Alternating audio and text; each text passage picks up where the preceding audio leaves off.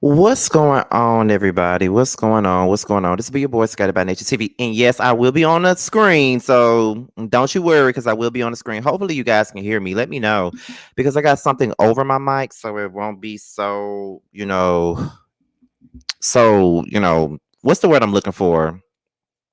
What is the word I'm looking for? Oh my God. So it won't be a bunch of popping noise and stuff like that. So it'll sound a little bit better. But what's going on, y'all? This be your boy Scattered by Nature TV, and we're here for a brand new episode of Yes for the Mess. Okay. And I see a couple of y'all up in here. I know it ain't a lot of y'all up in here right now, but I know that it's gonna take some time, and I always take time for you guys to come on in and all of that stuff. First of all, first things first, I just want to say that someone said, "Is this a sound muffled?" Let me see. Sound muffled. Do I sound muffled? Just let me know. Somebody said I sound distorted. Brandon said he can hear me. Someone said I sound muffled. Let's see. What? Can y'all hear me? Is it good? They was getting you a word to you. What the fuck?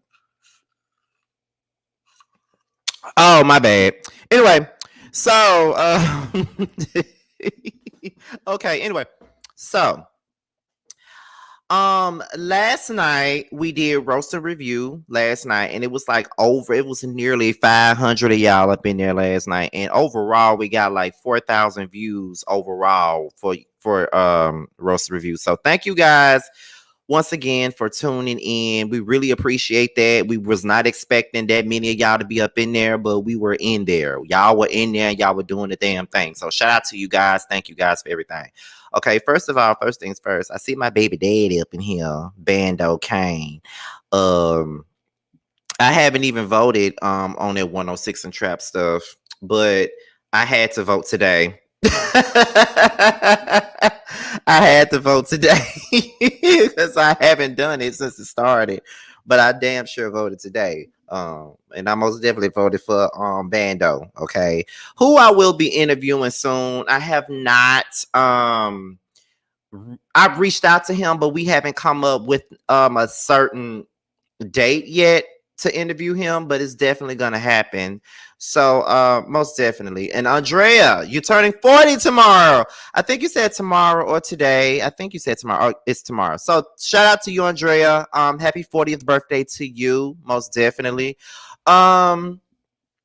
But yes, indeed. Yes, indeed. Yes, indeed. We will be getting to some things today. We have a whole lot of things to discuss today. And you guys already know how the lives go. It start off real slow. Sometimes everybody don't get no damn notification. And then, we literally get to 200 and 300 people in the live at night, when we do it at this time. So, that's pretty much what it is. So we already know how it goes with these lives, child. Not the straight song. I love it though. I love it. I love it, love it, love it, love it, love it. Trust and believe me. I love it, honey. Okay. Let's see. So what else we got going on? So y'all know the Whether You Like It or Not panel is done. It's over with. It's done for a while. We on hiatus. So right now, the only panel that you guys need to be focused on with me is roast and review. That's the only one that y'all should be focused on right now. So yes, indeed. That's the only panel because Whether You Like It or Not panel is gone for now. So and Boys Night Out don't start back until August. So the only panel we got right now is roast review. However, I sent my list to Josiah to for my one-on-one series or whatever, and it's me interviewing some of y'all favorite YouTubers, and I got like a lot of people's names on that list, and I am very excited about it. I haven't reached out to nobody yet, but I do plan on reaching out to people for this segment or whatnot.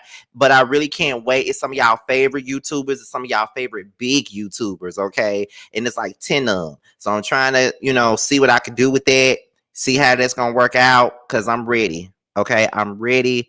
I want to get into the lives of these people, talk about their YouTube journeys, where it went, all of that other good stuff. That's all I'm trying to do. You know, it's all about collaborations, you know, get my collaborations all together at this particular time. So shout out to everybody that's on that list. And y'all would definitely find out who they are once I reach out to everybody and once I do those videos with them. So shout out to the people that's on the list. Hopefully everybody responds. But if they don't respond, I always got a replacement somewhere in between time. Okay. So yes, that's one-on-one. Who was wrong? 3. I got 10 people on that list. And you know what I'm saying? We're gonna see how that works out too. We got 10 people on that list, and I'm gonna reach out to them probably after Boss Baby Wars. I'm probably gonna start reaching out because I want those 2 segments to run through the summer. So we're gonna see how that goes.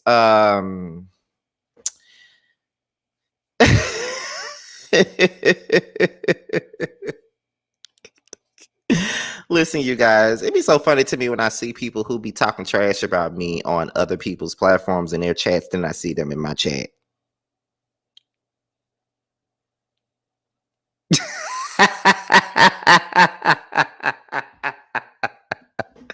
But you know what it is, honey. However, we're about to hit the 9-minute mark. Okay, we're about to hit the 9-minute mark. So y'all already know what we do at the 9-minute mark, is we start the video off and we start the show at 10 minutes. So y'all know what to do.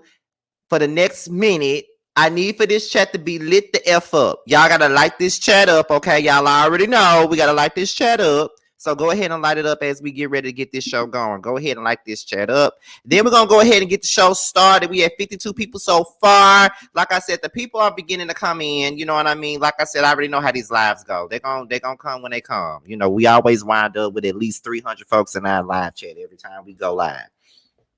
So yes, indeed, we got it.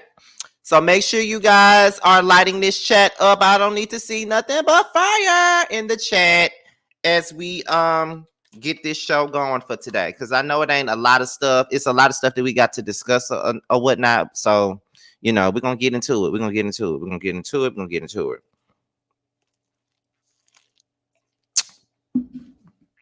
Oh shit, yeah, that Coke just hit the spot. Okay, yeah, guys. So now that we at 10 minutes, let's go ahead and get into the review, you guys. So, well, not review. We're gonna go ahead and get into the show because we got a lot of stuff to cover today. So let's go ahead and get right on into this thing. All right. So the first things first, we got Tammy Roman. Now, Tammy Roman is in the blogs, and she's been in the blogs for this same situation before, right? Tammy Roman opened up about having body dysmorphia when everybody was having concerns about her appearance, and she's basically saying that it's trauma based and that she always feel like she's overweight. Now what we're gonna do is right now we're gonna go ahead and play this. I think she was on the Breakfast Club when she was talking about it, and I got this clip from the Neighborhood Talk. So what we're gonna do is we're gonna put my mic on mute so you guys can hear, because you know whenever I play something, when I share my screen, it starts to echo, and we don't want no echoes up in this bitch at all. So let's go ahead and mute the mic, and then we're gonna play it. Let's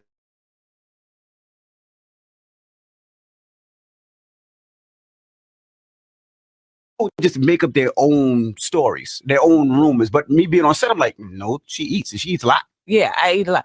Well, the thing is, I have a condition that's called body dysmorphia. Mm-hmm. And I've had it since I was 13 years old. It is a mental disorder based on either trauma or genetics. Mm-hmm. And mine is trauma based. And so what happens with that is the way I look at myself and the way people see me are two different things. Mm-hmm. And I always see myself, unfortunately, as, you know, that show, like My 600-Pound Life. No matter how I look to people, when I look at myself, I can always pick something apart. I always feel like I'm overweight. Because people would just make up their own stories, their own rumors. But me being... Okay, so that was Tammy talking about body dysmorphia and how no matter what people may think of how she look, or no matter how good people think she looks, at the same point in time, she still believes that she's overweight. And, you know, there are people that's out there that's like that. You know, there are people out there that, you know, no matter what they do, no matter what they say, whatever they put down, they still feel like they're overweight. They can be skinny as a muff and they still think that they're fat. and they're not necessarily fat or overweight, but that's what they think. And I just want, and I feel like it's not really much that I can say because I haven't gone through anything like this. Like, I've never felt any kind of way about the way I look. Well, I have felt a kind of way about the way I look, but not my weight, because I've always been, a skinny guy. But I always questioned myself with my weight, though, because I used to always feel like that's not what I used to feel like I wasn't attractive because I was skinny, and I used to feel like it was all about the men that were muscular and got a big chest and got a washboard stomach.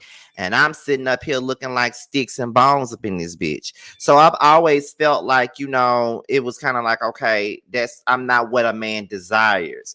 But I can honestly say that at this point, I am what men desire. Okay. Pew! Okay, period. So I've had no problem getting no man now. However, I feel like Tammy is a beautiful woman, and I don't think that she has ever really been overweight. Yeah, she has some weight on her, but it wasn't like excessive. It wasn't like she looked overweight or anything like that. Like, yeah, she was kind of thick, whatever, but she wasn't fat to me or whatever. And, I'm not here to speak, tell somebody's story. That's just not my place, because I never dealt with body dysmorphia. I never dealt with that. So that is something that I really cannot speak on at this particular moment. I can't speak on that. That's nothing that I can speak on at all.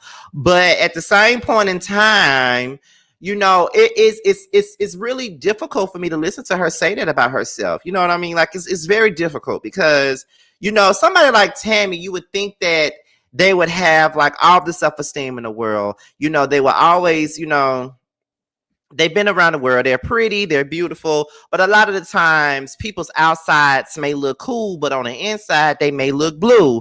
And we never know what people's traumas are and what actually brings them to that particular point. You never really know that. So it's kind of like we don't know what she went through in her life for her to feel like,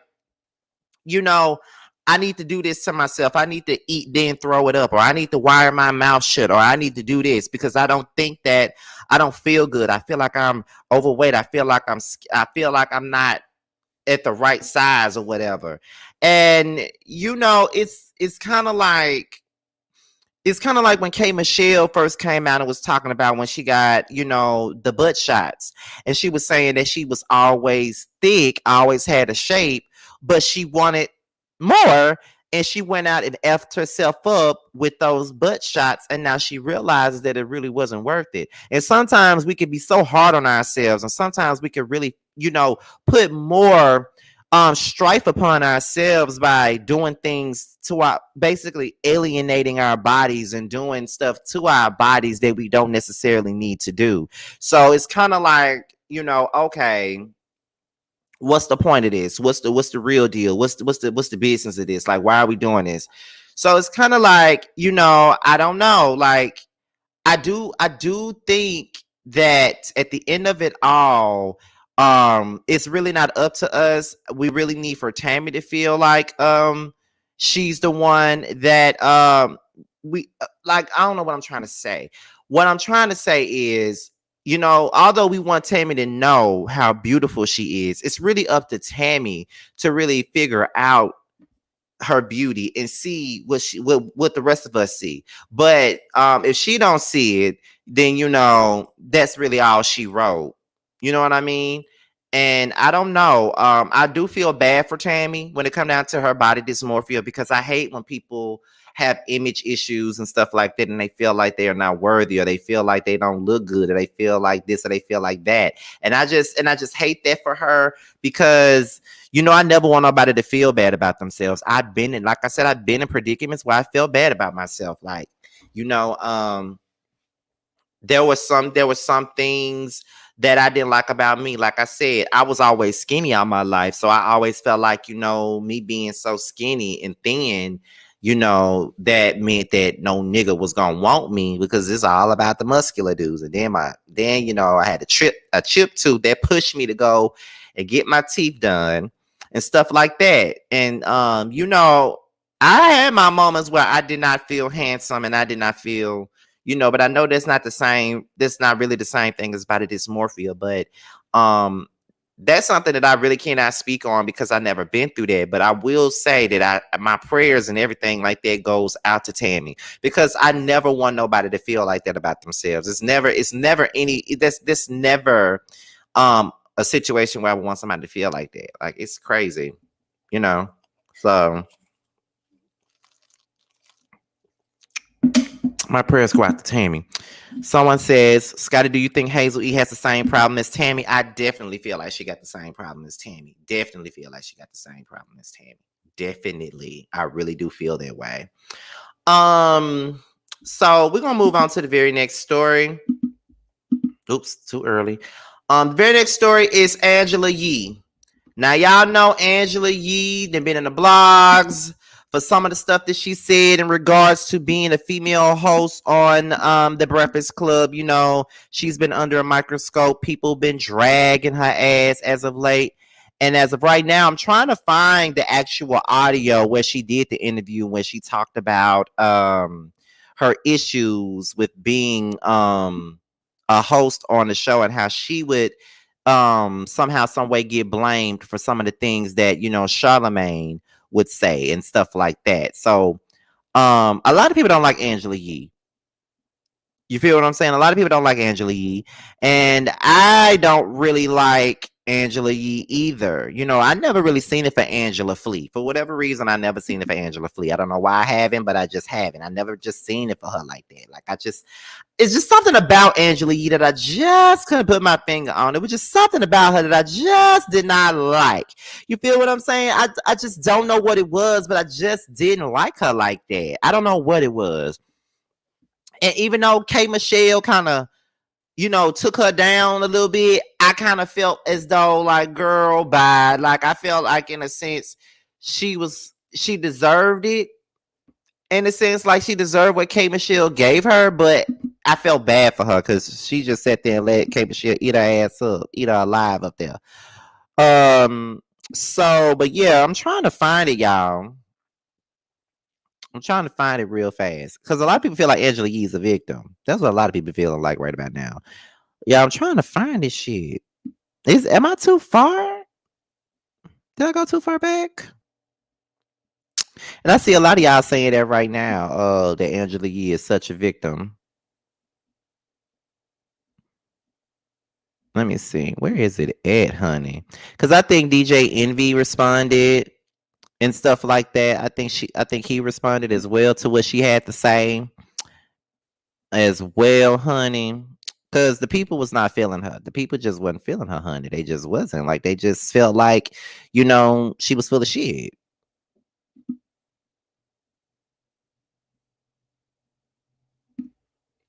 I think I went too far back. I definitely went too far back. I went too far back, y'all. Hold on.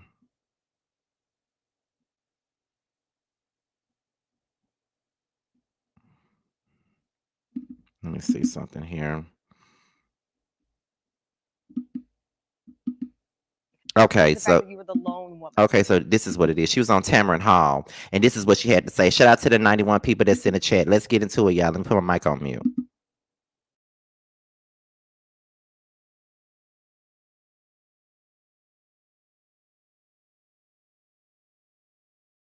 Woman. And whenever there was a controversy with Charlemagne or DJ Envy, there were people who held you accountable in their minds for their actions. There was the interview with Lil Mama, a rapper, Azalea Banks, an entertainer, and Monique that come to mind, where people felt that Charlemagne was being misogynistic in his tone and that you should have somehow wrangled him in. I firmly disagree with that because you're not there to police them. But people held you accountable for things that the guys, as they wrote in one article, did. How did that make you feel? And I wasn't even there when they interviewed Azalea Banks. So I'm like, what am I supposed to do? But I also feel like, you know, sometimes I would feel like I got it harder than he did for something that he said. And so I also want to make it clear that we're all three individuals. You say what you say, feel how you feel, and I do too. But it was the fact that you were the lone woman.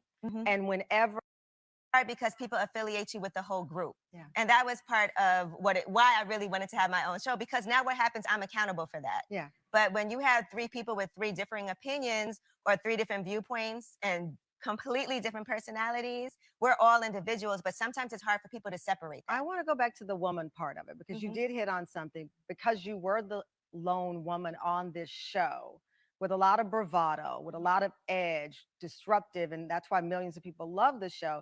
It seemed to me that people were always riding you.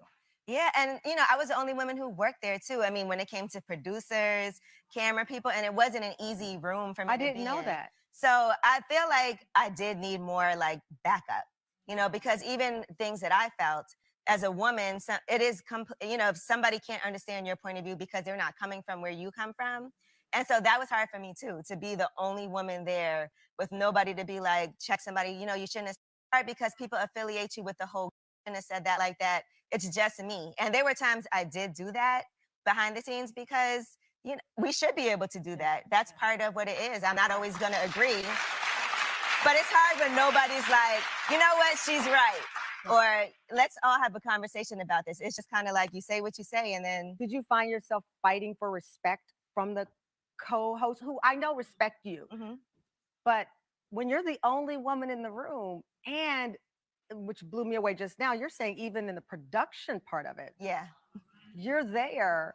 It was a lot. It was a lot. And I said that like that. It's just me.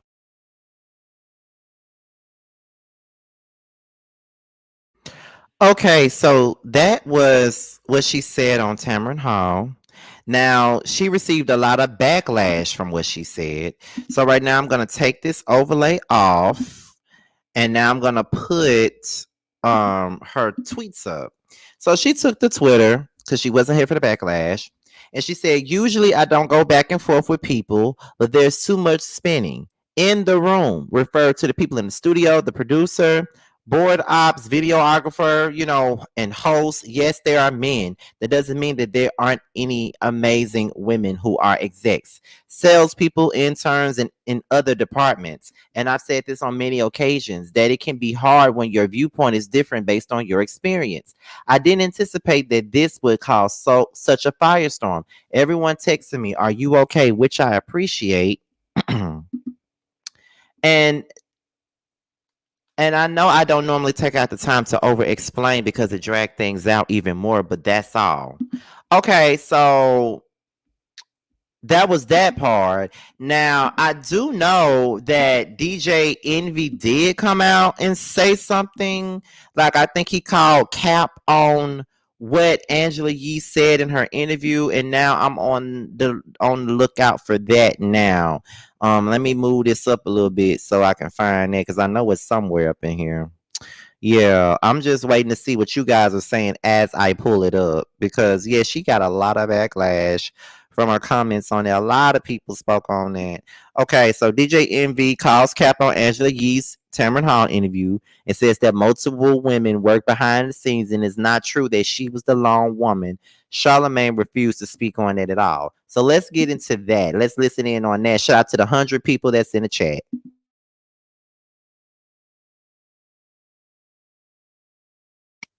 Cap. Okay, so let me say this. From the moment I got here today, my experience has not been that there's no women. I've only seen women. Like I seen y'all sitting here right now, but the Are you calling us women? A little bit, you're a little. But no, I've seen a lot of women here. I don't know what her experiences was back then, but I've seen a lot of women. What do y'all say about this? What she had to say? Well, I will say this. What she said wasn't true. I can't tell her how she can feel about being on this show, because on the show, yeah, she's correct. It's me, Charlamagne, and herself. So yeah, she was the only woman in the room. But when it came to producers, there were so many different women that worked up here and that continue to work up here. So I didn't like that the way that they put that the Breakfast Club doesn't have women here or doesn't respect women's views, because that's not true. I mean, Taylor's been here for how long has Taylor been here? I was 6-7 years. She's been a producer here for 6-7 years. Who's the person that Cat? Okay, so let me say this. From the actually cuts all these clips. She's cut these clips today. She's cut them for years. She's cut them for years. Sasha Taylor to her, that new intro was fire today. Sasha was here before Taylor. There's a bunch of women that's been working here. I did speak to you last night. Me and you got on the phone last night, and she understood what I was saying when she said that she meant in the room, meaning the people that actually worked in the room. But that's not what that clip said, and that's not how it went out. And that's what I was upset about, because there's other people that worked here that do a lot for the show. Yeah. The first person you talk to every morning is who? Right. Samantha. Yeah, it was a woman. Sydney, who's here right now, is does digital. There's women that work here and continue to work here that continue to push me and Charlamagne to the next level. And I just took it as I didn't want to diminish that. And Charlamagne and I always talk about how important having women in our lives, especially Black women in our lives. Charlamagne talks about his wife is the CEO of his house. I talk about my wife is the CEO of my house. So I just took that as a way. But we spoke yesterday, and she's gonna I guess clear it up. And it actually cuts all these clips. She's cut these clips today. Show today of what she meant. But I just didn't want to diminish or take away from what these strong Black women do for our show. Yeah, that's my point. I agree, Shara. What you gonna say? What you want to say? Nothing. Nothing.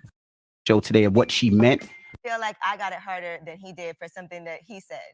And so I also want to make it clear that we're all three individuals. You say what you say, feel how you feel, and I do too. But it's hard because people affiliate you with the whole group. Yeah. And that was part of why I really wanted to have my own show, because now what happens, I'm accountable for that. Yeah. But when you have three people with three differing opinions or three different viewpoints and completely different personalities, we're all individuals, but sometimes it's hard for people to separate that. I want to go back to the woman part of it, because you did hit on something, because you were the lone woman on this show with a lot of bravado, with a lot of edge, disruptive, and that's why millions of people love the show. It seemed to me that people were always riding you. Yeah, and I was the only woman who worked there too. I mean, when it came to producers, camera people, and it wasn't an easy room for me to be in. I didn't know that. So I feel like I did need more like backup, because I feel like I got it harder than he did for something that he said. And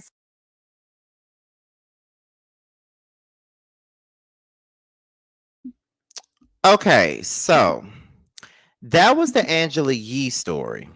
And I do know that Lil Mama came up under the comments and kind of had some things to say. There was a couple of people that had a couple of things to say about the situation. Now, do you guys feel where Angela Yee coming from? I mean, do you guys feel like she was blamed for a lot of the things that went down on the show?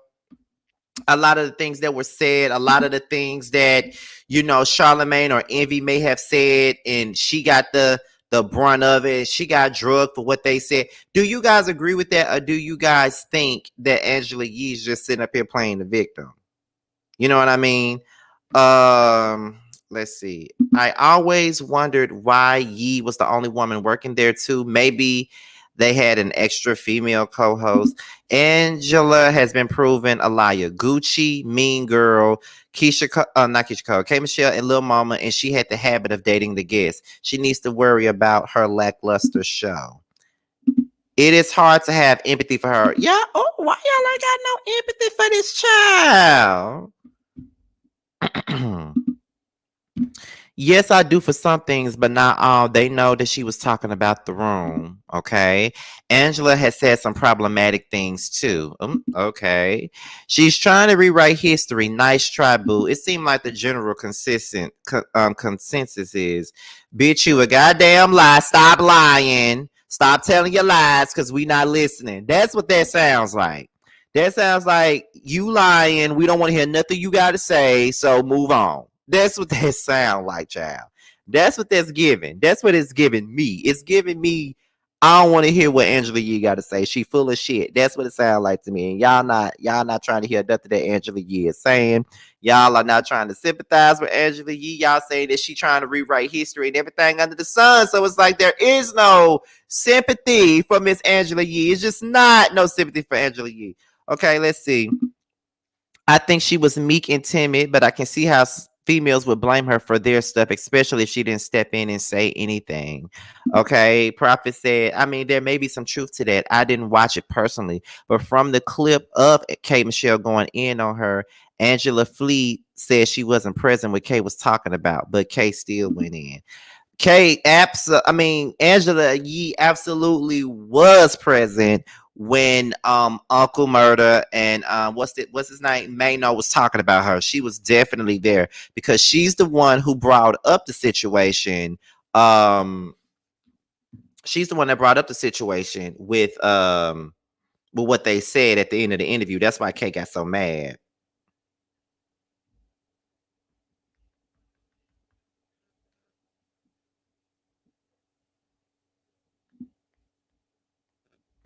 So yeah, which I felt like I didn't think that Angela Yee deserved all of that. You feel what I'm saying? But nah.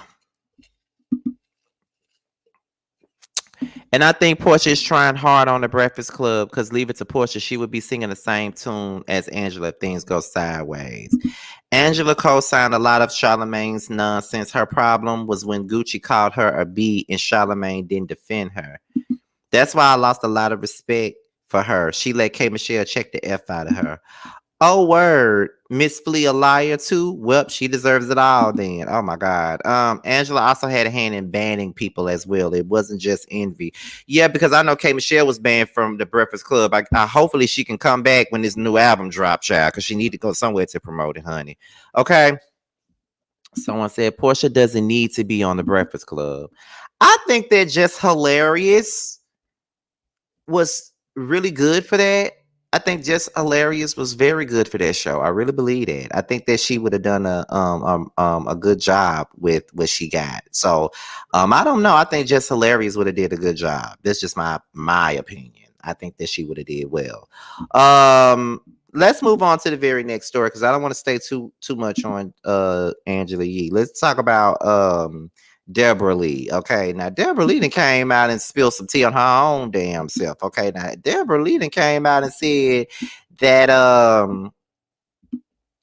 Debra Lee came out and said some shit about how an affair that she had with Bob Johnson was one of the reasons for her own situations. I'm like, Debra Lee, what you talking about, girl? Like, what made you want to come out and put this on blast? Okay, so she said in her memoir that she and founder Bob Johnson had an affair while married and claims that he threatened to fire her if she ended things. Okay, so let's listen to what Miss Debra Lee had to say, child, because baby, I've been giving Debra Lee the blues for years because I was blaming her for BET being horrible. That's what I was doing. I was blaming her for BET being horrible because I ain't gonna lie, BET became horrible when she came on there as the CEO, child. But let's listen to what she had to say. Let's listen to it, y'all.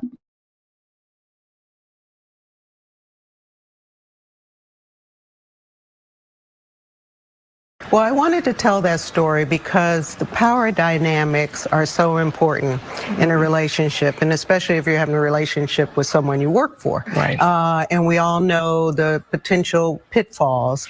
I worked for Bob Johnson for 10 years before we had a personal romantic relationship, and he was a mentor and he pushed me, and he's responsible for a lot of my success. We did have a relationship while we were both married. We ended up both divorced, and then people knew about the relationship. The company knew, the public, we started going places together. The downfall of a relationship like that is if you want to get out of it. And that's the part where it came, and I wanted to break up. I saw it wasn't a long-term relationship, and my job and my career was held over my head. And it was like, well, if you want to break up with me, then you can leave tomorrow. And that was, 20 years into my career at BET. So I would have lost everything. Yeah. I would have lost my career, my job, my ability maybe to get another job, because if I couldn't get a reference for the person I worked for 20 years, how do I explain that? And by that time I was a single mother with 2 children. So it was a tough time, and I didn't have anyone to talk to about it because I didn't have female role models. There weren't a lot of women ahead of me. I was embarrassed to talk to my family about it. So it was a dark time, and what saved me was therapy. And eventually Bob left the company and I became CEO. And I was CEO for 13 years without him being there. And I was able a lot of success. Right. And to live my dream and without, any form of harassment. So I guess after Me Too and Time's Up, I wanted women to know there's other kind of harassment. It's not all a man coming to the door in a robe. Well, I wanted to tell that story because the power dynamic. Wow. So, wow. Okay. So, she and Bob Johnson were both married and they were having an affair while they were both married. They both got a divorce. She didn't want to be with him no more. He told her that if you leave me, your career is over. Wow. Wow. I don't really have nothing to say about that. I'm waiting to see what y'all gonna say. Cause I really don't know what to say about that. That shit is fucking crazy. That shit crazy. No lies. No lies at all. That shit is crazy. You mean to tell me that both of y'all was married when y'all was doing the do? And then when you wanted to leave his ass, he turned around and he said, "Oh no, ma'am, you not going nowhere. You gonna stay your ass right here and you gonna do what you want. You gonna do what I say do if you want to keep it, if you want to keep your job. You gonna keep fucking me if you still want your job. Because if you don't want your job, then you gonna have to stop fucking me then. But if you want to keep your job, you're gonna have to keep letting me fuck you." That's basically what he said. And I'm just like, and one could say that her writing this book and her putting that shit on blast doesn't help her or do her any favors, or it doesn't garner her any respect to work with anybody else, because people are definitely going to look at her like, okay, she fucked to get to where she, where she was. That's how some people will look at it. But I don't necessarily see it like that. I mean, she telling a story. It's a memoir. She telling a story, and that's a part of her story. So I'm not necessarily mad at her for telling her story, but I do feel like people are going to be looking at her sideways once this whole thing comes to pass. You know what I mean? But people in power, they do shit like that. Like when people feel like they got power, they do stuff like that. They put you into situations where you feel like you are in a predicament where you got to do what they say do. You got to do what they say do, or just so you can keep it pushing. You know what I mean? And I think that that's messed up. I think that is messed up, and I don't think that is right. I feel like at the end of it all, that's why you should never get involved with somebody that you work with.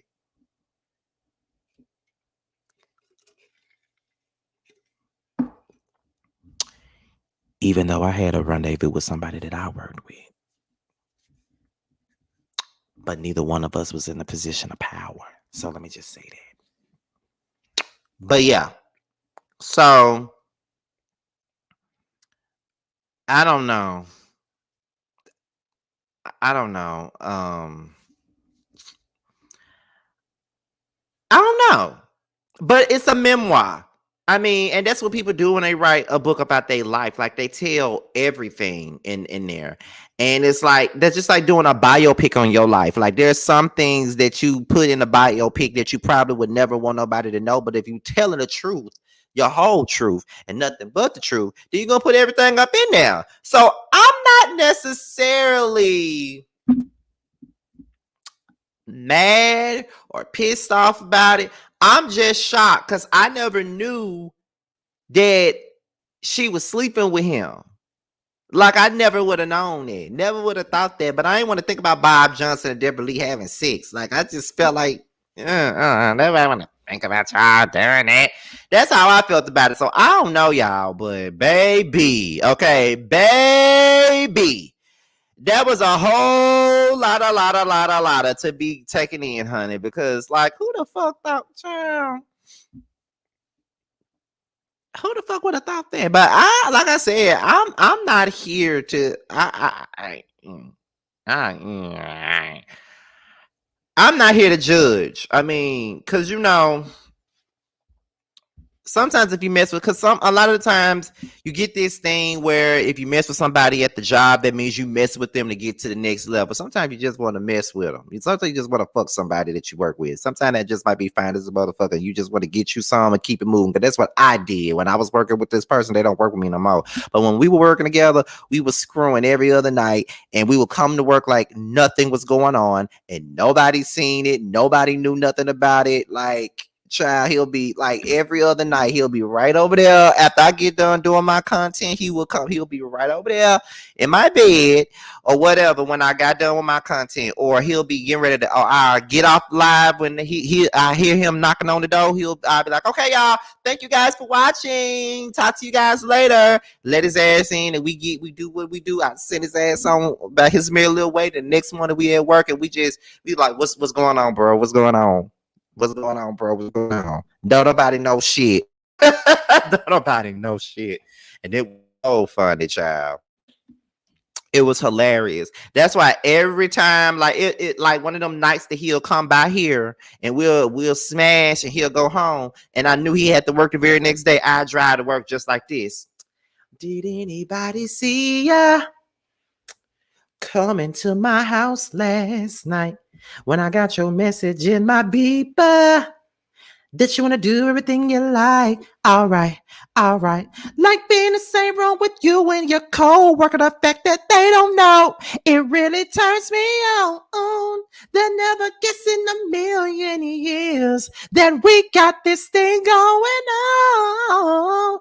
You're my little secret, and that's how we should keep it. It's on everybody's mind about you and I. They think so, but they don't really never want to know. And you're my little secret, and that's how we should keep it. You should never let them know, never let it show. If you know, like I know, you should never. I'm telling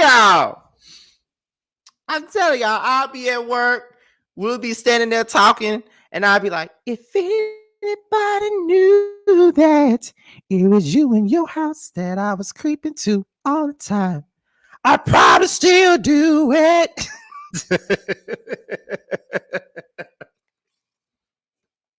That was fun. I had so much fun doing that because no one knew what we were doing. Nobody thought. Nobody knew, nobody suspected nothing. That was a fun time. That was a fun time. Oh, that was a fun time in my life, y'all. Ooh.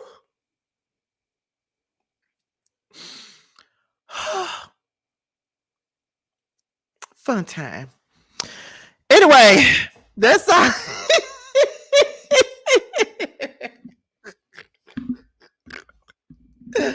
That's all I gotta say about Debra Lee. I'm not here to judge her because if that's what she want to do, that's what she want to do. So I'm not here to judge. So we can move on to the next story. Go ahead. Now, let's talk about Chris Rock and Will Smith. These two motherfuckers, I'm tired of hearing about. You know what I mean? Like, I'm tired. Okay. Now, Chris Rock did a Netflix show, a stand-up Netflix show, and it was mainly about, he touched on the whole Will Smith and Jada Pinkett situation, and it's kind of like at this point, everybody, he was taking jabs at Jada and Will in, during the situation. And so, Will Smith has responded to Chris Brown and all that. So this is on stylecaster.com. Now, this is what was said. Now, Chris Rock's stand-up comedy thing was called Selective Outrage. That's the name of it. And everybody knows that he made a joke on the Oscars about her alopecia. Will went on stage and slapped him, right? So after that, it went public. Everybody started talking about, did I say Chris Brown? I meant Will Smith. Sorry. But they, it was publicized. Everybody was talking about it. Everybody was going on live talking about it. I was one of the ones that was doing it. And so it was kind of like, okay, whatever. So Will apologized and everybody was getting ready to cancel him and stuff like that. So Will Smith has responded to Selective Outrage. And according to some sources, Will Smith wasn't here for it. Will is embarrassed and hurt by what Chris said about him and his family in his Netflix special. He didn't watch it, but he had people tell him what Chris said, a source told ET, right? It's everywhere when you look online and on social media. So Will, Jada have seen comments about it. Will apologized to Chris and would like for Chris to let it go. Will has worked on himself. He is banned by the Oscars for 10 years. He feels like that's enough and wants Chris to move on so that everybody else can too. Will is upset that Netflix was a part of this and thinks that Chris insulting Jada is below the belt. He is upset that Netflix gave Chris the platform to share these messages and thinks that it's distasteful. Though the Fresh Prince of Bel-Air actor still has a lot to say since he felt terrible for so long about smacking Chris at the Oscars, he's tried unsuccessfully to make amends in the best way he could with Chris. Now, throughout his set, Chris teased some jokes alluding to the slap by saying words hurt. Anybody who says words hurt has never been punched in the face. He ended his set by calling Will Suge Smith, a reference to the currently incarcerated Death Row Records CEO Suge Knight, who was sentenced to 28 years in prison in 2018 for manslaughter. Now, The Rock was taking out his anger over his wife's entanglement with musician August Alsina, which was discussed on her show Red Table Talk in 2020. She hurt him way more than he hurt me, Rock said. Who'd he hit? Me? A nigga he knew he could beat? That is some bitch ass shit. Will Smith is significantly bigger than me. Will does movies with his shirt off. You've never seen me do movies with my shirt off. If I'm in a movie getting open heart surgery, I've got on a sweater. Chris said Will Smith played Muhammad Ali in a movie. You think I auditioned for that part? I played Pookie in New Jack City. He admitted he was a fan of Will when he was opening for Run DMC. Now I watch Emancipation just to see him get whooped, referencing where Will played Slave Peter during the Emancipation era. He ended his segment with a question that he was asked a couple of times. Chris, how come you didn't do nothing back that night? Because I got parents and because I was raised.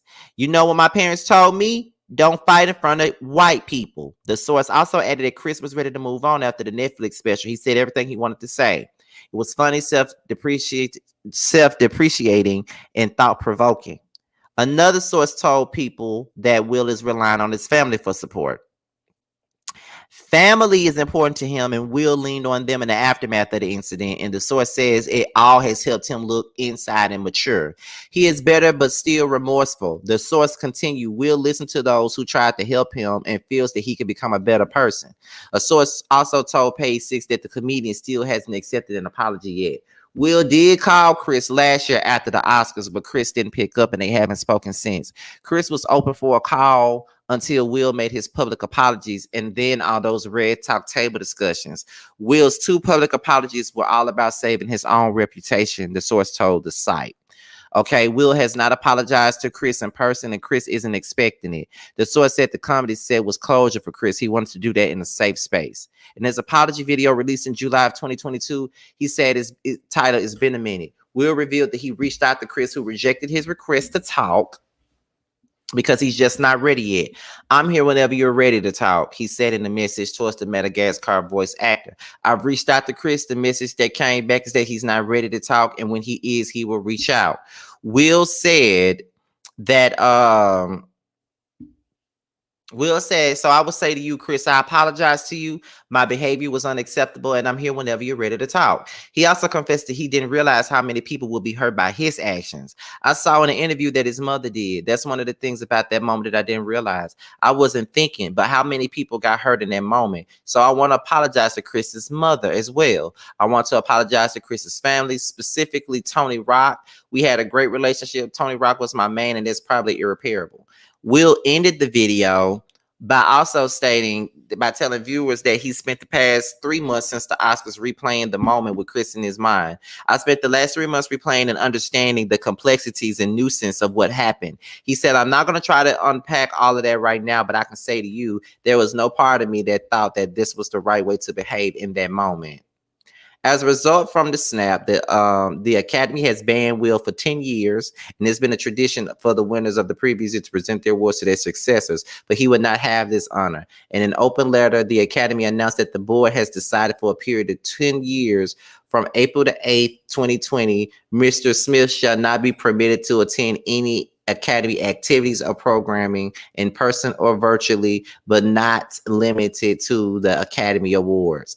In the same statement, Academy apologized to Chris and the rest of the Academy for the public moment. We want to express our deep gratitude to Mr. Rock for maintaining his composure under extraordinary circumstances. We also want to thank our host, nominees, presenters, and winners for their poise and grace during our telecast. Will had already resigned from the Academy in April the 1st, 2022, issuing a public statement condemning his own actions. My actions at the 94th Academy Awards presentation was shocking, painful, and inexcusable. The list of those I have hurt is long and includes Chris, his family, and many, many of my dear friends and loved ones, all those in attendance, global audiences at home. I betrayed the rest of the Academy, and I deprived other nominees and winners of their opportunity to celebrate and be celebrated for their extraordinary work. I am heartbroken. Okay, so that is what Will Smith had to say. Okay, and honestly, y'all, let me just say this. You know, I can't tell nobody when to get over getting their ass slapped. You know, I can't. But we cannot act like Will did not try to reach out to this man and try to apologize. Like they're trying to make it seem like, oh, Will did this, Will did that. He hasn't apologized to Chris privately yet, but he doing all these public apologies to save his own ass. Okay. Okay, so what do you mean? He called Chris. Chris wasn't ready to talk. So it's not like he didn't try. And furthermore, I don't give a fuck about Chris Rock. I never have. Chris Rock ain't funny to me. Never been funny to me, child. Never gave a damn about Chris Rock. I'm not condoning Will's actions. I mean, he was at the Oscars. You feel what I'm saying? And you know, you shouldn't be fighting at nobody's award show. I'm going to be around certain people that I don't want to be around at the fucking Boss Baby Awards, but I'm not going to get up and try to punch motherfuckers in their face or slap the shit out of them as much as I want to, but I'm not going to fucking do it. But yeah, no, I'm not doing that. I'm there for one purpose and one purpose only. I'm there for, for my acknowledgement. I'm there for my award. I'm not there for nothing else besides that. So that's how I feel. Like I said, I'm not going to do that. It's in front of a million people. So of course, he gonna get the backlash from it. Like I said, you should never get up on stage and slap the shit out of somebody. If you're gonna slap the shit out of Chris Rock, you could have met him on the parking lot or something. Just like I said just now, like when I go to the Boss Baby Awards, it's going to be people there that I don't really care to see or be around. But at the same point in time, I'm not gonna sit up here and be trying to slap bitches and punch them and have a whole boxing match. I'm not gonna do that. You know what I mean? So yeah, I blame Will Smith for that particular instance. But Will did reach out to Chris to talk to him. He did reach out to Chris to have a conversation with him. He did not get that opportunity, so he apologized publicly. I mean, he did the incident publicly. He may as well apologize publicly. That's how I feel. But I do think that they're dragging it. I do feel like Chris Rock is actually dragging it. And I want this shit to be fucking over with, to be honest. Like, can we move on? Okay, he slapped the hell out of you. He was wrong. He tried to apologize. Let's keep it pushing. You feel me? Like, let's keep it pushing. Like, what more do we have to say about the situation? You know what I mean? So it's just like, girl, but like I said, I can't tell nobody how to get past their public embarrassment. You know what I mean? But at the end of the day, Chris Rock ain't funny. He ain't never been funny. And that's all I got to say about it. But Will was wrong. He did apologize and he did try to reach out to Chris Rock. Chris Rock wasn't having it, and that's his prerogative. But let's not act like Will did not try to reach out to that man, because he absolutely did. He did. Absolutely did. But what I will say, don't go on these folks' stage trying to fight. You see, I'm not going on nobody's stage as a Boss Baby was trying to fight. It's motherfuckers that need ass whooping, and I ain't gonna give it to them. And then, and Tony Rock, the child, sit your ass down, honey. Sit your ass down, child. Stop trying to get some clout, because ain't nobody paying no attention to you.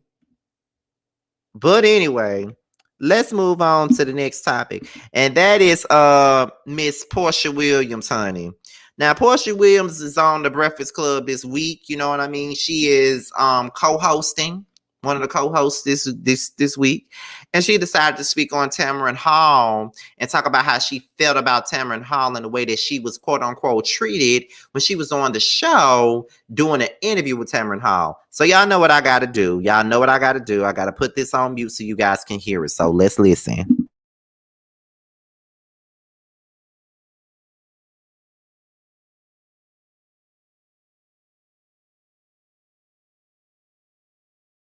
Talking to Tamron, she would have been able to expound on that. But when you have someone like a Tamron talking to you and she's giving you accolades and she's, raising you up to do nothing but set you up to say something that's going to be catchy and she can look like a journalist, then that's where you find Angela in this place, trending for the wrong thing. What you said just now is interesting, Porsha, because I feel like Tamron Hall and her producers got together at some point and said, look, Wendy Williams is leaving, so somebody on daytime TV has to be messy. Because it feels like Tamron has been being messy on that show lately. Is it just me? Hidden mess. Okay. It's a hidden mess. I went on Tamron's show and I was so excited. Okay. I mean, she's a beautiful Black woman. She's, branched off, got her own show. Absolutely. I did not necessarily feel supported on her show. Really? Did I expect her to agree with everything? I was promoting my book, The Pursuit of Porsha. I didn't expect her to agree with everything. But there was a turn where it turned from just, if she probably had a chance, instead of talking to Tamron, just her asking questions about the book, to her kind of almost attacking me, almost making me feel like I had to justify anything that I had going on. And it just didn't feel good. Just her asking questions about the book. Your fiance, Simon. When is the wedding? When is the wedding? Right now, we haven't set our date. We are dating right now. He's still courting me, in the South. How are you engaged and dating? You don't date your husband? No, I married him. You should be dating. You should be keeping the excitement going. We're enjoying each other. You're engaged to be married. Right. And I'm still his special sweetheart. We are in the honeymoon phase. We're enjoying each other. Yeah, it'll come. Okay. And you don't need to be dating. We date. Date nights are important. It's important. When he proposed, we set a wedding date and we followed through. Yes, but you want to still keep up that nice feeling, getting dressed. Will a wedding date prevent you from doing that? In the South, we call it. I'm Southern. We call it the courtship moment. And your fiance, Simon. Now, y'all know that I don't see it for peach juice at all. Y'all know I don't. Y'all know I don't see it for Porsha. Y'all know I don't. I haven't seen it for Porsha in many years. Okay, y'all know that, right? So let me just say this. Tamron didn't say nothing wrong to Porsha. Tamron said nothing wrong to Porsha, okay? She did not say anything wrong to Porsha. She didn't do anything wrong to Porsha. Porsha just didn't want to be held accountable, and that's just the truth. That's the truth of the whole thing. She didn't want to be held accountable for nothing. She already knew, girl, you in it, like, yeah, you got a book coming out. But at that point in time, you were in the news. You were in the news, right? For sleeping with someone's husband and then being friends with that lady, and then sleeping with her husband. And not only were you sleeping with her husband, but you turned around and got engaged to her husband, and now you married to that lady husband. So you had that big ass scandal out, and it was all over the blogs, honey. And you really believe that Tamron wasn't gonna ask you any questions about it? Because a bitch like me, if you would have came up here to my show, I was gonna ask you all kinds of shit about that. Yeah, I'm gonna ask you about your book. I was gonna ask you about everything else that you had going on. But I want to know the mess as well, and I need to know, when did you give it that lady husband? Why did you give it that lady husband? What made you want to give it that lady husband? Why was you all up and around her acting like you was her friend, but then y'all here sleeping with her husband? Like, girl, come on now. The lady didn't attack you. The fact of the matter was, you just wasn't ready for what she had coming for that ass. That's the only thing. You didn't want nobody questioning you. You didn't want nobody judging you for sleeping with somebody's husband. That's the whole point. But see, that's what happens when you be out here publicly prancing around in an affair with somebody else's husband. You think ain't nobody gonna ask you that? And not only that, she is a married woman. So you thought she wasn't gonna have any questions about the situation? If you thought that, you a damn fool. You're a damn fool if you thought that that's the way that was gonna run. Are you serious? Did you really think and believe that that married woman wasn't going to ask you about being with this married man?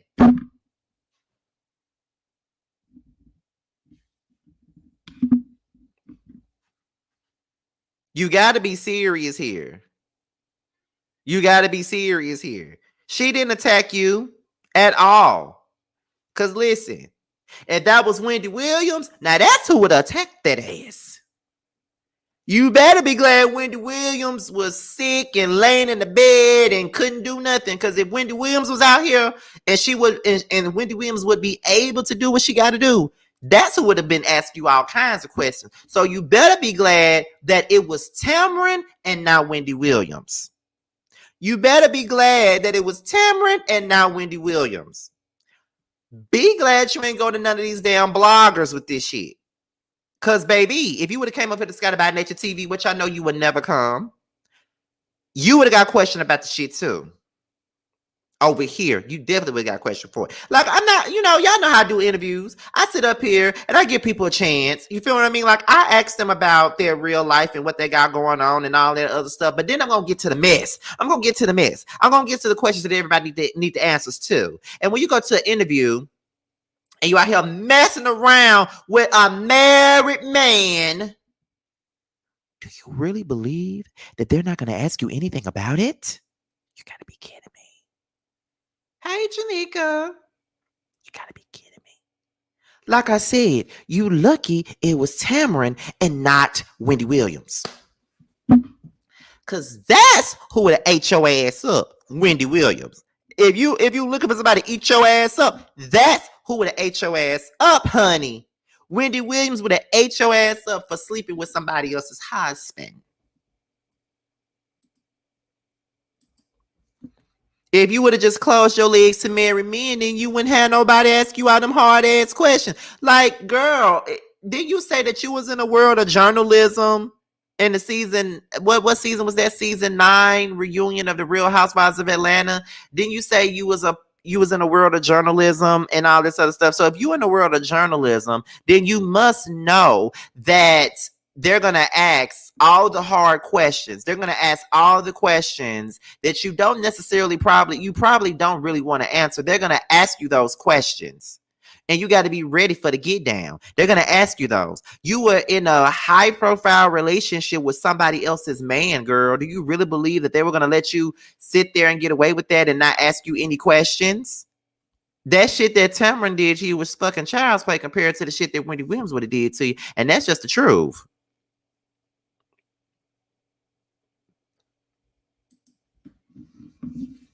That's the God's honest truth. For real, for real. You mad because you getting asked questions. Like, girl, she didn't do nothing to you. She didn't do anything that was out of the ordinary. She was being a journalist. That's what she is. She's here to ask all the hard questions. So you're used to people kissing your ass and falling for that bubbly ass attitude and this cheerleader persona that you got. But real people like myself see right through that shit. And you know, I really have tried to lay off for your man stealing ass for the last year or so, because whenever I say something about you, oh, Scotty obsessed with Porsha. That's why I don't talk about you like that. But you in the blog, so therefore I'm talking about you now. So at the end of the day, you foul. And you just want somebody to tell you that your ass was foul. That's just that on that. Point blank, period. Because Tamron didn't do nothing but her fucking job. And that's something that she was upset about. Let's move on to the next story. Next story is this Married to Medicine cast shakeup, honey. Y'all already done heard about it. Y'all already know about it, baby. They are shaking up this Married to Medicine cast. That's all that everybody's been talking about, and everybody is very surprised about it. And they are saying at this particular point, let me put this up here. They are saying that Contessa is gone, Anila is gone, and Phaedra is in. That's what they're saying, honey. That's what they're saying. And yeah, it's official. Phaedra is joining Married to Medicine, and Contessa and Anila are out. That's what the tea is about Married to Medicine. Now, y'all know I ain't really been watching Married to Medicine in years, okay? And I haven't really been watching it like that since Anila came out. I just could not get into Anila, honey. I could not get into her.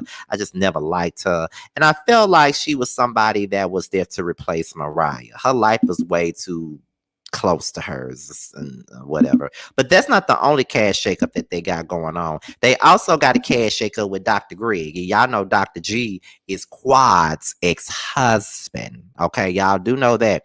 And they say Dr. Greg and his wife is joining the cast of Married to Medicine next season. So y'all know that's going to be a hot mess. And as y'all can see, Simone and Cecil be hanging out with Quad's ex-husband. Y'all see that, don't it? I got to say it again. Y'all know that Simone and Cecil be hanging out with not Wendy, be hanging out with Quad's ex-husband. That's going to be a mess. I might have to watch it this season and review it this season. I just might. I just might. Now,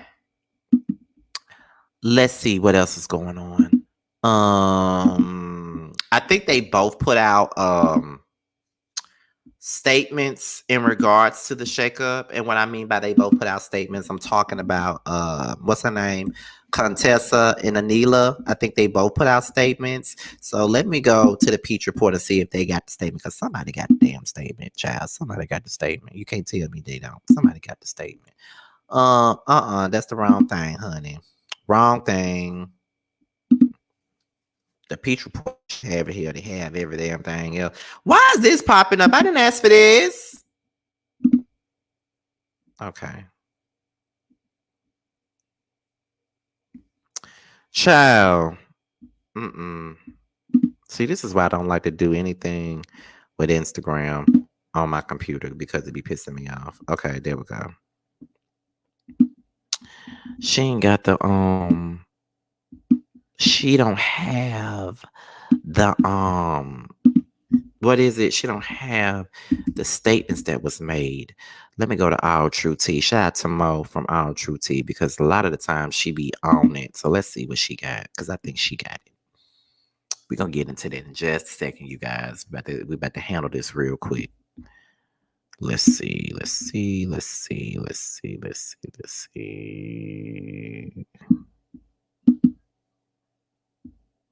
this?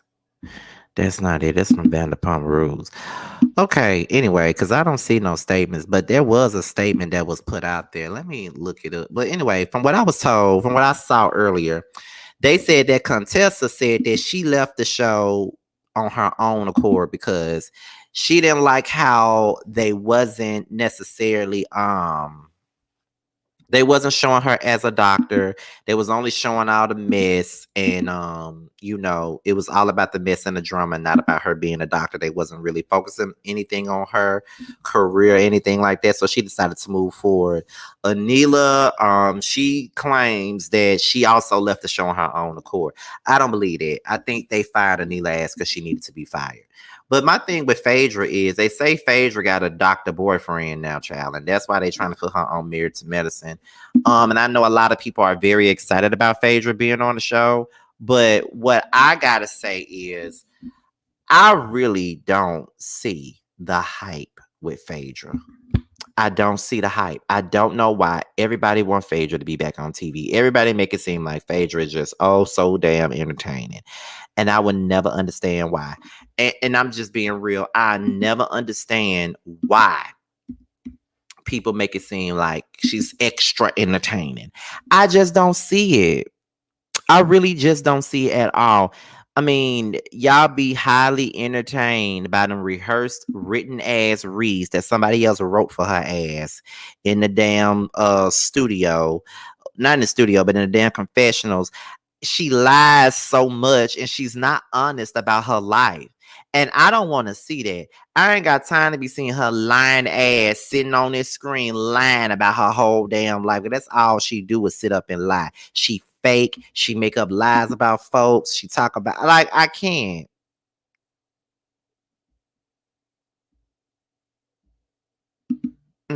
I can't. I don't like it. I don't like her because she fake. Phaedra fake, y'all. And people be all mad at me because I be telling y'all that. She fake. Like she not gonna keep it a bug. Like she not gonna keep it real at all. She not gonna keep it real. She not gonna tell y'all what's really going on in her life at all. She's not. She's not gonna keep it 100 at all. Period. She not. And it's unfortunate that she's not. But everybody goes up for it. See, we want Robin fired, which we do, off the Real Housewives of Potomac. We want her ass gone for not telling her real life. But then again, everybody allows Phaedra, frog looking ass, to lie. You feel what I'm saying? So I don't know. Y'all. Y'all, you know, y'all can talk about it in the chat or whatever and see what y'all feel like. But I don't. I'm not too keen on Phaedra. I don't know what the fuck she gonna bring to this show. But I will be watching Married to Medicine this season only because of the fact that Quiet's ex-husband is gonna be on here, and I know it's gonna be a lot of mess. But anyhow, we're gonna move on to the very last story of the day, and this is Chris Bassett. Now, Chris Bassett did an interview with DJ Richie Sky. He definitely did an interview with DJ Richie Sky, which a lot of folks was upset with him about. A lot of folks were mad with him because he did an interview with DJ Richie Sky. I don't know why folks was mad at him for that, but folks was definitely upset because he chose DJ Richie Sky. Because I seen it on social media. There were people saying there was plenty of other YouTubers he could have went to, but he decided to go to DJ Richie Sky. But a lot of these folks from Bravo and all these other reality shows, a lot of them will go to DJ Richie Sky before the rest of us. Let's keep it real. They will all go to DJ Richie Sky. So that ain't nothing new. I don't see why everybody upset about it. But then again, they were trying to make it seem, but I don't know, because back then I don't know if I was watching DJ Richie Sky back then doing the whole Monique debacle. I don't know. But a lot of folks was upset about it. But I was like, I'm sitting up here like, well, what's the big deal? I don't understand what the fuck they mad for. But I never understand why people be mad if you ask me. I'd be like, what the fuck is y'all mad for, honey? But he went on there speaking his truth. Okay, he went on there speaking his truth as he should have. There are some clips because I don't want to take this man's whole interview or whatever. But he went on DJ Richie Sky, and let's talk about it. Let's listen to some of the things that was said. Let's listen to it. Let me put my mic on mute. Let's listen to it. Let me know if y'all can hear it too.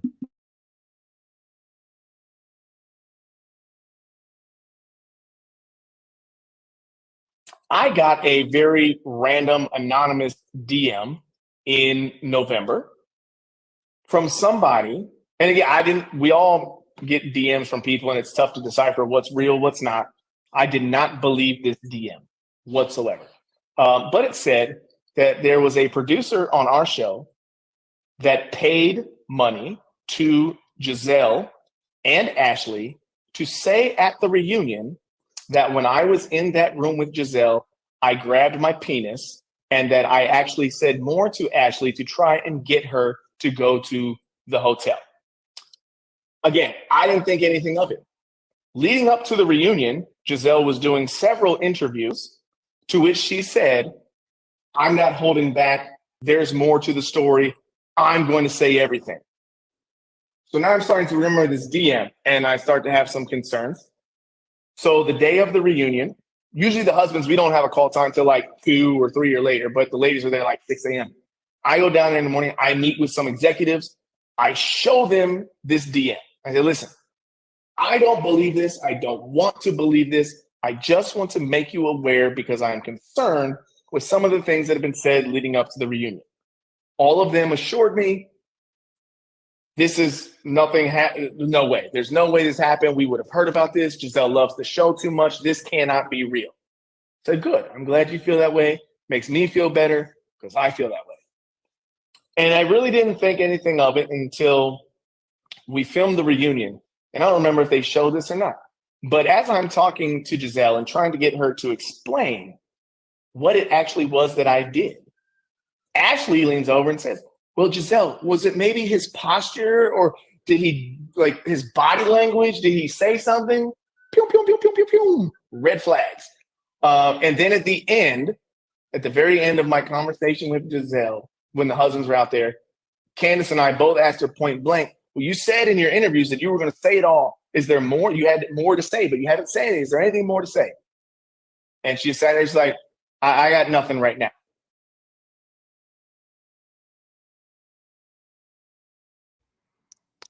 So,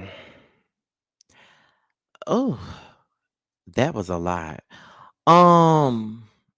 So it was said and it was thought about that they were saying that he got a DM from someone and they pretty much said that she, as in what's her name? Giselle and Ashley, they were being paid by production to lie on Chris. Chris did not believe the shit, right? He didn't believe it. When it was time for the reunion, he went to a production person, basically said that he was told this. And they didn't understand where that came from because that would never happen. Giselle loved the show too much to ever do that. That's what they were saying. Whatever. So that's what was said. So I'm just like, really? You know what I'm saying? Like, really? How did that happen? You feel what I'm saying? So it's just like, I don't know, y'all. Do we believe that production did that? But we've heard a lot of stories about these producers and we've heard things and we have, people have said things like, they do stuff like that or they'll spring people on you or they'll do crazy. You know what I mean? Like we've heard stuff like that. So I'm just trying to understand if you guys think that production has something to do with it. And like I said, like people really are trying to get mad at him for speaking up for himself. And my thing about it is, I don't see why anybody should be upset with him about speaking up for himself. I don't see why, because at the end of it all, he got every right to speak up for himself. Real talk, he got every right to speak up for himself. They lied on him, so why on earth would he not get up here, do an interview, and speak up for himself? Because guess what? I just emailed him for an interview. Let's just say that, and let's just hope that I get it. But I definitely emailed him for an interview. I emailed him earlier today, and I'm just trying to see if I'm going to get a response or not. But I definitely sent him an email, and I'm definitely trying to get that interview because I want to get into some things with him too, because I know that y'all want to get into some things with him, and I know y'all want to know some shit too. And I'm trying to get to the T. So I definitely reached out for an interview just today. I went on his Instagram. I got his booking email, and I definitely sent an email out to him. Definitely did that. I want to know what's going on. And folks was up here trying to say some shit like, you know, why on earth with why all these what they say, why all these why this husband, I ain't never seen no husbands going on interview tour doing that, because I know he did an interview with DJ Richard Sky the other day, and I think he did an interview with somebody else the other day, and I think he said he was trying to do interviews with a different type of bloggers and stuff like that. And I was like, well, shit, if he doing an interview with bloggers, well, bitch, come over here, because I got some questions too, because I'm on your side. I'm just saying, I don't see nothing wrong with him defending himself. I don't see nothing wrong with that. I don't see why anybody would be upset with him because he's defending himself against a woman that sat there for an entire effing season and lied on him and caused him harm in his personal life. I would never understand it. Y'all always trying to get mad at somebody for speaking up for themselves. I have never in life ever heard, seen any of that before. Who gets mad because they defending themselves? Seriously. Who gets mad? Giselle plays with folks live. She plays with their livelihood. She does that. So it's just like, girl, what is the problem? And what are you doing? He got every right to defend himself. People can say whatever they want to say. I'm on Chris' side with it. But all I got to say is this. I'm going, if he responds to my email, I'm definitely going to make sure I ask him the right questions. I'm going to make sure I do that. I'm going to make sure you guys get the questions that you want answered and all that stuff. Because there's a lot that I want to ask Chris. I ain't going to sit up here and tell you no lies. There's a lot of questions that I need to ask. There's a lot of things that I want to know. And that's just it. That's just it. Like, I need to know. Period. I need to know. That's why I said, fuck that. Let me get my own interview with him. Shit. Let me get my own interview with him. Because I want to know. And it ain't going to be me trying to bash Giselle or sit up here and bash her the whole interview. I just need to get to the truth.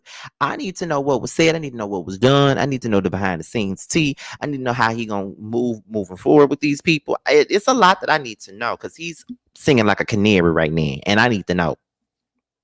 Period. Okay. So with that being said, y'all, that's pretty much it. This live was pretty short. You know, I normally go for like 2 hours on lives like this, but they were pretty short. But you know, these topics are not that huge. That's why it wasn't that many folks up here. But we got out close to 200 folks up here tonight. We did. So yeah, you guys. Next things next is the review for Chasing Dallas. Okay. They will come out after the show.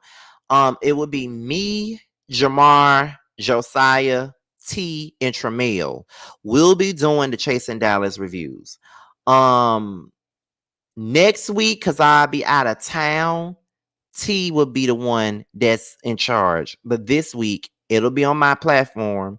And like I said, it's going to be me, Jamar, Josiah, T, and Tramel. All of us will be, it's going to be like a pre-recorded Chasing Dallas panel or whatever. You feel what I'm saying?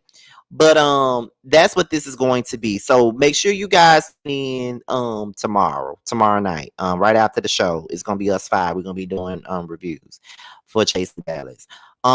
It's gonna be another video. Like I'm gonna work on another video for you guys. I'm gonna work on another video for you guys tomorrow night. Well, tonight after all these, because you know I'm gonna try to put out a video for you guys tomorrow afternoon, but I'm just gonna work on it tonight. So I want you guys to be ready for that. Okay, and not only that, on Friday, for those of you that watches Chasing Dallas, I need for you guys to be right back here Friday night at 9 p.m. Eastern Time, 8 p.m. Central Time, as Jamar and I interview Keezy from Chasing Dallas. He'll be on the prelude Friday night. He'll be the first. Well, he's not the first guest, you know, because we just started back doing interviews. So he's going to be the first from Chasing Dallas that we interview. Okay, so we're gonna be interviewing Kesey Friday night at 8 Central Time. Okay. So make sure you guys are tuning in because me and Jamar gonna ask all the questions. It's always gonna be good cop, bad cop, child. Jamar gonna ask all the nicety shit, but I'm gonna get to the mess, honey. So I'm trying to find out the shit that y'all want to find out. So make sure you guys tune in Friday night. And if you haven't, gone on and set your reminders because the link is already available. The link is already out there. You can go to my homepage and just click on live, and all of my lives will come down, including this one. And all you gotta do is click on it and click on the notification bell, or you can just go to the Prelude playlist with all the shows we ever did with the Prelude, and you can just go all the way down to the bottom, and the interview with Kesey will be at the bottom. So make sure you guys are tuning into that. We're also, in addition to interviewing people from Chasing Dallas, we're also interviewing certain people from On the Way Up. Atlanta, DJ being one, Bando being one, Trey Morris being one. Out of all the people that we can think of that we want to interview, we do know that DJ, Brandon,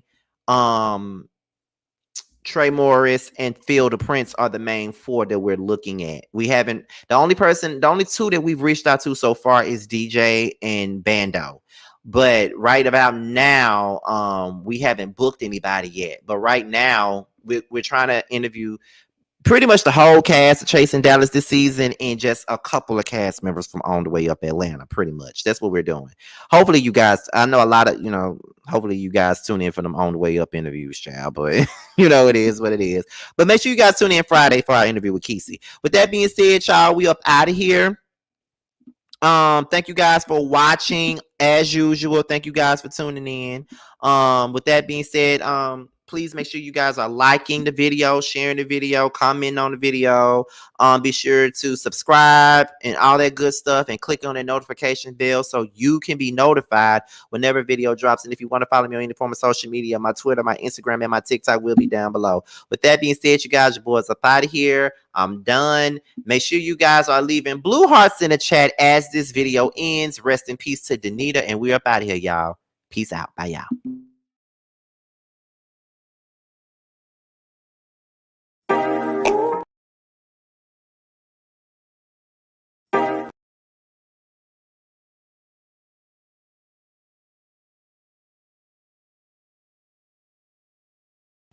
What's up, guys? It's your boy Tramel. I just wanted to say that I have a new project that's out. It's called Mixed Feelings. It's on all streaming platforms. I would hope that you would go and check it out. It's a really good feel of an album. It's got everything you need and more. It's got R&B, it's got a little bit of pop, it's got a little bit of hip hop. It's everything that you need and more. It's out all streaming platforms, like I said. Please check me out, and you can also follow me at IAM_Tramel. That's IAM_TRAMEL. Check me out. I hope to hear from you.